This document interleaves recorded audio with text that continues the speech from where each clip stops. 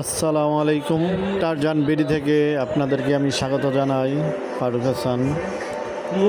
এখন আপনাদেরকে এমন একটা জায়গায় নিয়ে এসেছি যে জায়গাটা ভয়ঙ্কর সুন্দর এবং কালের সাক্ষী।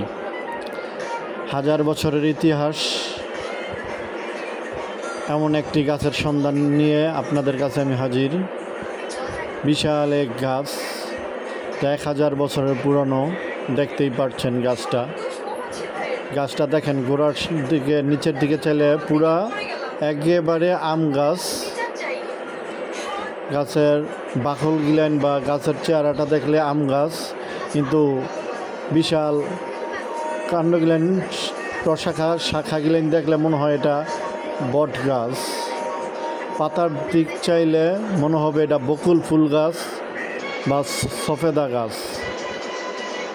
আসলে এটা কি গাছ কেউ এখনো বলতে পারে না, মানে অদ্ভুত। দেখেন পাতা গিলেন, দেখেন গাছের অদ্ভুত এক গাছ।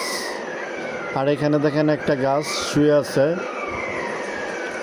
মানে দেখতে একেবারে ভুতুড়ে কাণ্ডের মতো জায়গাটা সহ।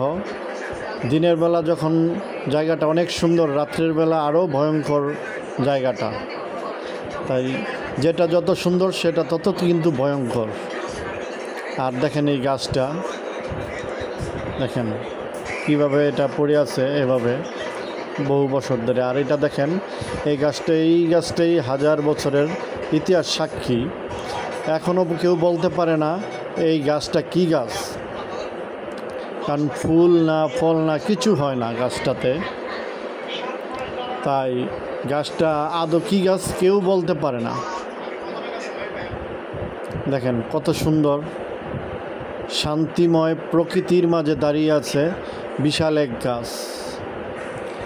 দেখলে মনে হবে এটা আম গাছ, আসলে কি গাছ কেউ বলতে পারে না। পাতা দেখলে মনে হবে যে এটা হয়তো বকুল ফুল বা সফেদা গাছ, আর দূর থেকে দেখলে মনে হবে এটা মনে হয় বিশাল এক বট গাছ।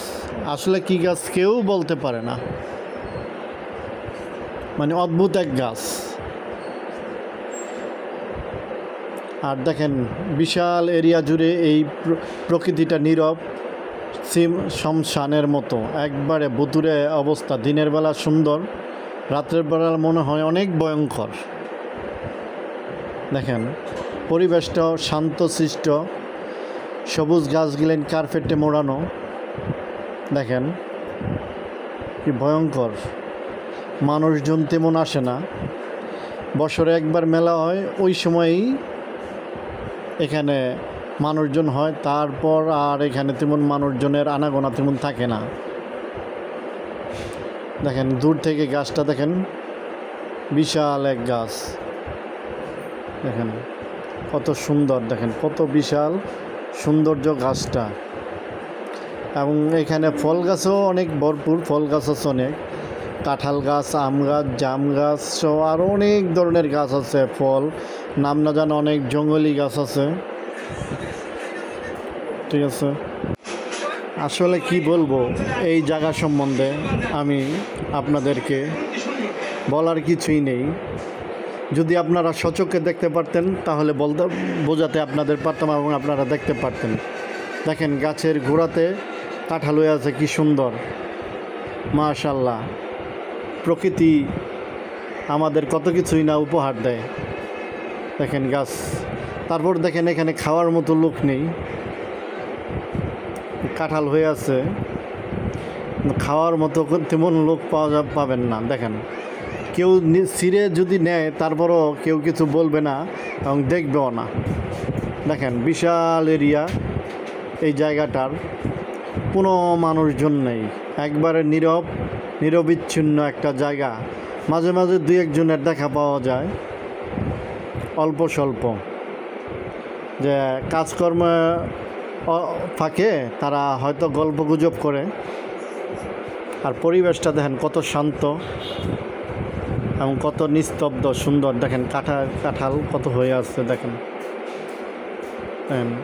এইখানে বললাম আগেই যে ফল গাছে অনেক ভরপুর ফল গাছ, সৌন্দর্যতম একটা স্থান।